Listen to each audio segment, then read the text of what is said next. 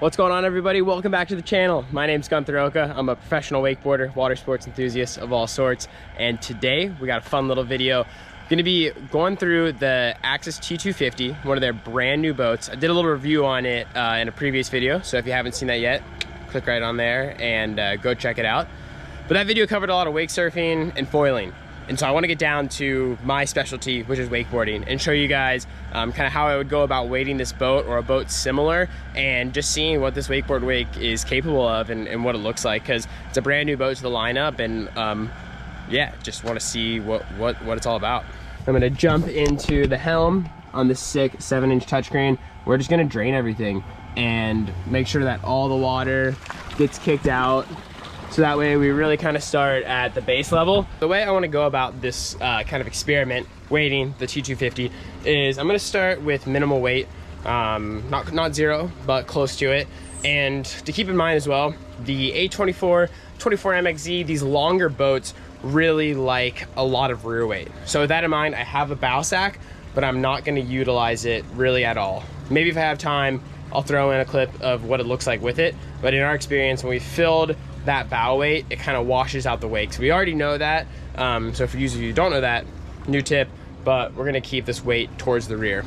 I have, let's see, what is that, 200 and then 400 pounds of lead as well that I can throw around, but I'm gonna keep this kind of under the rear seat for the moment and see how that goes. So right now, everything in the back is gonna be empty.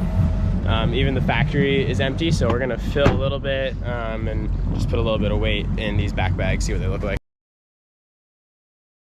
So one thing, the size of these lockers are hilarious. They're so deep, but also the T250 runs a little over 3,500 pounds of internal water weight, and then the Power Wedge 3 adds an additional, 1,100, 1,200 pounds as well. So we're gonna maybe work with like half of that. I'll let you know when these bags fill up. All right, so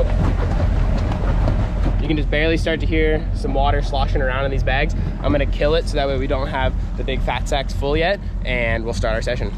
Strictly hard tanks, 70-foot line, 22 mile an hour, Power Wedge 3, 20-ish feet of water, and a good time ahead. Let's do it.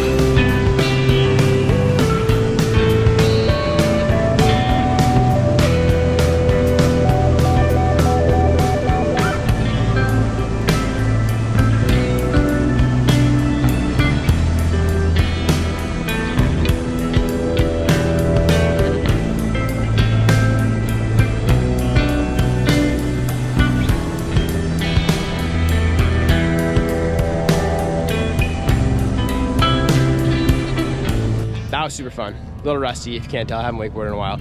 But it was this perfect, like, nice shape, super nice pop on both sides, clean transition. It was a little washed in the beginning, had to get that weight sorted. But for just getting back into wakeboarding and like kind of that intermediate level of riding was really, really enjoyable.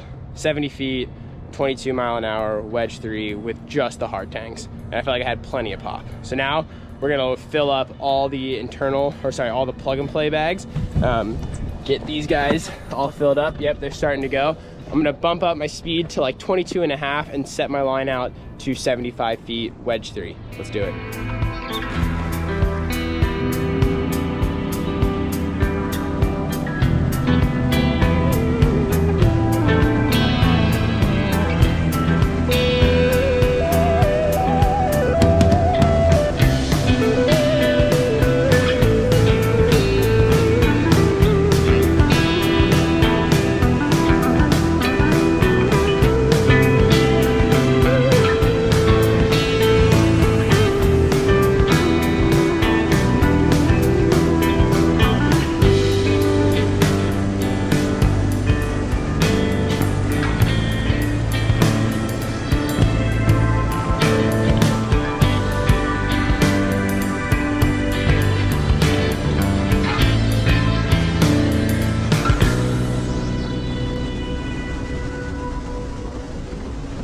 All right, so that was pretty fun. The wake was huge. As soon as I got out there and I stood next to it, I was like, dang, this thing is looking large. Big lip on it. I like a lip, but obviously for some riders, you know, it'll throw you off when you hit it. So be interested to see if we can find a way to clean that up. But I thought it was really fun, gave you a ton of kick on every single hit. Even the wind kicked up a little bit from the no weight session, and still felt like it held its shape really nicely. So that was with you know, all the plug and plays filled. We'll come back out later and fill up even more weight and just see how big we can get this thing. So until then, back for day 2. Right now, we're about to get a session. It's absolute butter out. So we're gonna go out with these rear plug and plays filled up like we were yesterday, but now I've added 650 under this seat and another 650 under this seat. They're not 100% filled just due to the size of the bags and where they fit in the lockers. And then we got an additional 200 of lead in the front.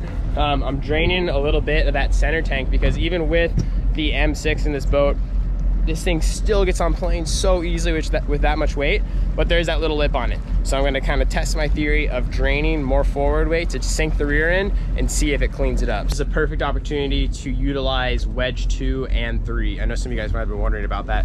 2 is obviously gonna soften out that lip, and 3 is gonna really jack it up. So for this session, once we're fully loaded, I'm gonna start with wedge 2 at 22.5 mile an hour, 75 feet, and then I'll bump up to wedge 3 once I get feeling comfortable. So let's do it.